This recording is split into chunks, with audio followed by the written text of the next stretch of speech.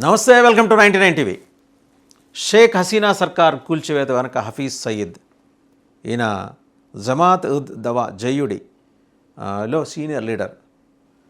మనకి గుర్తుంటే కనుక సింధు ప్రాంతానికి వాటర్ ఇవ్వకపోతే యాజ్ పర్ మనం ట్రీటీని సస్పెండ్ చేసాం, ఇండస్ వాటర్స్ ట్రీటీని సస్పెండ్ చేసినప్పుడు ఈ హఫీజ్ సయీద్ బయటకు వచ్చి మాట్లాడాడు. ఏమని?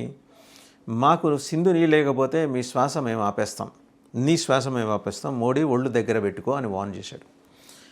ఈయన ఆస్మాతోటి బాధపడుతుంటాడు. ప్రస్తుతం ఉన్నది ఎక్కడ అంటే పీఓకలేనే రహస్యంగా జీవిస్తున్నాడు. జీవించడం కాదు, విధి లేక సొరంగంలో దాక్కున్నాడు.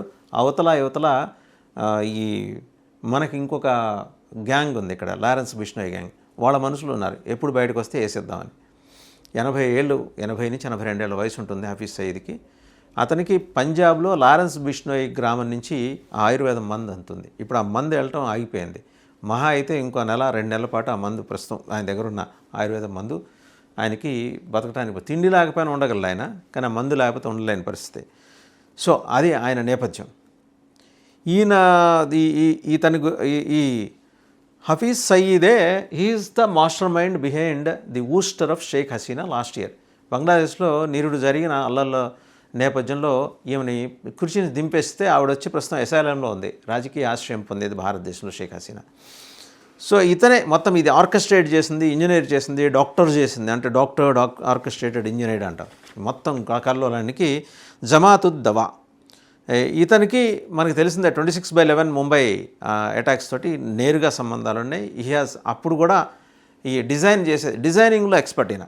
అంటే ఒక భయంకరమైన క్రిమినల్ యాక్టివిటీ కావాలంటే ప్రపంచం మొత్తం జల్లడి పడితే దొరికితే అత్యంత గొప్ప క్రిమినల్స్లో ఇద్దరిలో ఈయన నెంబర్ 1 ఉంటాడు. ఇంటర్నేషనల్లీ వాంటెడ్ డిజిగ్నేటెడ్ టెర్రరిస్ట్ ఆ హోదా కూడా ఉంది. అంతర్జాతీయంగా గుర్తింపు పొంది ఆయన కోసం హంటింగ్ చేస్తున్నారు. ఆయన పాకిస్తాన్ జాగ్రత్తగా తన గుండెల్లో పెట్టుకొని కాపాడుకుంటుంది.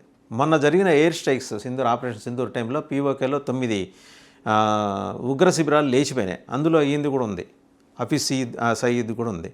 ఆయన సంస్థ పేరు జేయుడి, జమాత్ ఉద్ దవా. ఆయన బంగ్లాదేశ్లో ఈ సంస్థ చాలా బలంగా పనిచేస్తుంటుంది. ఈయనకి ఇంకొకటి ఇదేంటంటే, ఈయనతో పాటు ఇంకొక సీనియర్ లీడర్ ఉన్నాడు, సైఫుల్లా కసూరి. ఈ సైఫుల్లా కసూరి రహీమ్ యార్ ఖాన్ ఆ ప్రాంతంలో జరిగిన ఒక కార్యక్రమంలో మాట్లాడుతూ May 10th on May 10th we took revenge for 1971 అన్నాడు. 71లో బంగ్లాదేశ్ను విడగొట్టడం ద్వారా ఏం జరిగిందో దానికి మేము ప్రతీకారం May 10th తీర్చుకున్నామని చెప్పాడు. Referring to the Bangladesh liberation war. చెప్పిందే బంగ్లాదేశ్ లిబరేషన్ వార్ని భారతదేశం ఆ రోజు నెత్తికెత్తుకొని ఇవాళ పాకిస్తాన్ కన్నా పెద్ద ఉపద్రవాన్ని మన నెత్తికెక్కి డ్యాన్స్ కట్టేలాగా చేసుకుంది భారతదేశమే, మరెవరో కాదు. Kasuri linked the protest that unseated Hasina to a symbolic revenge against India and the events of 1971 when Pakistan was defeated. ఆ రోజు పాకిస్తాన్ని మనం జయించి బంగ్లాదేశ్కి విముక్తి ప్రసాదించాం. ఇవాళ అదే మన నెత్తిన దరిద్రంలో దాపురించింది. అండ్ అలాగే ముజామి హష్మీ, ఇతను కూడా ఒక యునైటెడ్ నేషన్స్ డిజిగ్నేటెడ్ టెర్రరిస్ట్. ఎంతమందికి దక్కుతుందండి ఆ హోదా? ఎక్కడో హఫీజ్ సయీద్, అలా మసూద్ అజహర్, అలాగే సైఫుల్లా కసూరి అండ్ ముజమ్మిల్ హష్మీ, ఇలా గొప్ప గొప్ప వాళ్ళందరికీ ఈ అంతర్జాతీయ ఉగ్రవాద హోదా దొరుకుతుంది. ఈయన ఎక్కడుంటాడు? గుజరాన్వాలాలో. ఆయన ఇండియన్ లీడర్షిప్ని గురించి ఆయన మాట్లాడుతూ ఈయన కూడా, ఈ ముజమ్మిల్ హష్మీ కూడా, we defeated you in Bangladesh last year. బంగ్లాదేశ్కి స్వాతంత్రం ఇచ్చి ఎలాంటి తప్పు చేశామో దానికి పర్యవసానాలు ఈరోజుకి భారతదేశం అనుభవిస్తుంది, స్వాతంత్రం ఇప్పించినందుకు అనుభవిస్తుంది. షేక్ హసీనాని తప్పించడానికి వాళ్ళు ఏమనుకుంటున్నారు? షేక్ హసీనా భారతదేశం రిప్రజెంటేటివ్, ఆమెని పదవి నుంచి ఓడబెరికి దేశం నుంచి తరిమేశాం, మేము భారతదేశం మీద గెలిచాము, భారతదేశాన్ని మేము ఓడించామని చెప్పుకుంటాడు. May 7th Indian air strikes గురించి మాట్లాడుతూ ఎక్కడ జేయుడీస్ హెడ్ క్వార్టర్స్, అదే ఇందాక మనం అనుకున్నట్టు జేయుడి అంటే జమాత్ ఉద్ దవా హెడ్ క్వార్టర్స్ మురిట్కేలో ఉన్నాయి, పీఓకేలో. ఆయన క్లోజ్ అసోసియేట్ చనిపోయాట. ఇందులో ఎవరు? కసూరి గారి క్లోజ్ అసోసియేట్ చనిపోయాడు. అతని పేరు Mudassar, who was cut in to pieces. చాలా వేదంతో చెప్పాడు. అతని శరీరం ఛిద్రమై ముక్కలుగా పడిపోయింది భారతదేశం చేసిన ఆపరేషన్ సింధూర్ ఎయిర్ స్ట్రైక్స్లోని. ఆ ఫ్యూనరల్కి చాలామంది పాకిస్తానీ అఫీషియల్స్ అటెండ్ అయ్యారు. అండ్ జేయుడి కూడా, అంటే యూనిఫామ్ వేసుకున్న ఉగ్రవాదులేమో ఆర్మీ రూపంలో అటెండ్ అయ్యారు, పాకిస్తాన్ ఆర్మీ రూపంలో. యూనిఫామ్ తీసేసిన వాళ్ళేమో ఉగ్రవాదులుగా అటెండ్ అయ్యారు. JUD is continued clout within parts of Pakistan. దాంతో జేయుడి మా దగ్గర లేదు మా దగ్గర అసలు అటువంటి వాళ్ళు ఎవరు లేరని క్లెయిమ్ చేసుకుంది కదా పాకిస్తాన్. లేదు, it is very much present in Pakistan. Jamaat ud Dawa అనే సంస్థ ప్రజెన్స్ ఉంది. అండ్ హఫీజ్ సయీద్ క్లోజ్ అసోసియేట్కి చెందిన మరొక మిత్రుడు అందులో చనిపోయాడు, అతని శరీరం ఛిద్రమైపోయింది అని చెప్పిన తర్వాత అక్కడ స్పష్టంగా ఏంటంటే అర్థమవుతుంది, JUD's presence was very much there in Pakistan. సరే, 2024 మిడ్లో అంటే మొదట అంటే 2024 సంవత్సరం కిందటి సంవత్సరం ఆల్మోస్ట్ సగభాగంలో కనుక చూస్తే జూన్ జూలైలో జాగ్రత్తగా గమనిస్తే విద్యార్థుల నేతృత్వం వహించిన ఆందోళనలు బంగ్లాదేశ్ వ్యాప్తంగా జరిగినాయి. మొత్తం కరప్షన్ యాక్టివిటీస్ అదనో ఇదనో. Facing mounting unrest and under pressure from military officials, Hasina reportedly refused to resign, telling them shoot me and bury me here. Military చెప్పింది ఆవిడ, అమ్మ మీరు దిగిపోవాలి, అయితే నేను సమస్య లేదు, నేను దిగిపోను, నన్ను చంపండి, నన్ను పాతేసేయండి ఇక్కడే, అంతేగాని నేను దిగిపోనంది. అల్లలు పేటరేగిపోయినాయి. సరే, ఆ దెబ్బతికి ఆవిడ భారత్ పారిపోయి వచ్చింది.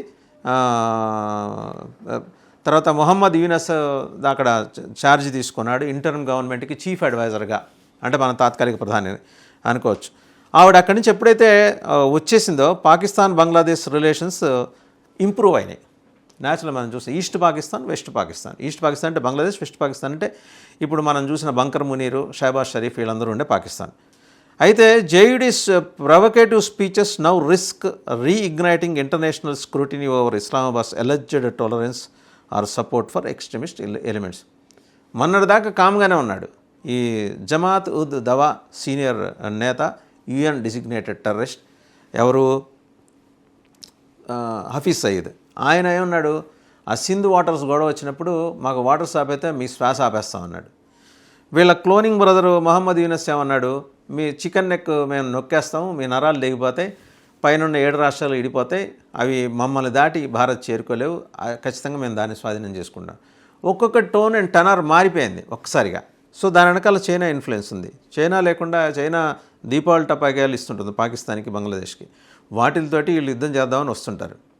సో చైనా లేకుండా వీళ్ళకి ఇంత ధైర్యం ఉండదు. చైనా ఆర్థిక సహాయం 2 దేశాలకి ఉంది.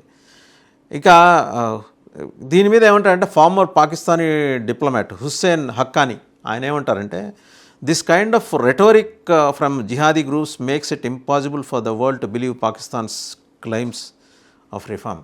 ఓపెన్గా కన్ఫెస్ అయ్యాడు ఆయన, ఫార్మర్ పాకిస్తానీ డిప్లొమాట్, మాజీ దౌత్యవేత్త హుస్సేన్ హక్కానీ ఆయన. వారు ఏమంటారంటే, ఈ రకంగా జిహాదీ గ్రూప్స్ నుంచి వచ్చే ఈ హెచ్చరికలు, లేకపోతే ఈ తెంపరతనపు మాటలు, చేష్టలు, ఇవన్నీ పాకిస్తాన్ మేము సంస్కరణల దిశగా నడుస్తున్నామని పాకిస్తాన్ చెప్పుకున్నా బయట ప్రపంచం దాన్ని నమ్మే పరిస్థితి లేదు. ఎందుకంటే హఫీజ్ సయీద్ షేక్ హసీనా సర్కార్ కూల్చివేసిన కుట్రలో ఉన్నాడని తెలిసిన తర్వాత కూడా ఇంకా బంగ్లాదేశ్ని, పాకిస్తాన్ని నమ్మే పరిస్థితి లేదనేది స్పష్టంగా అర్థమవుతుంది.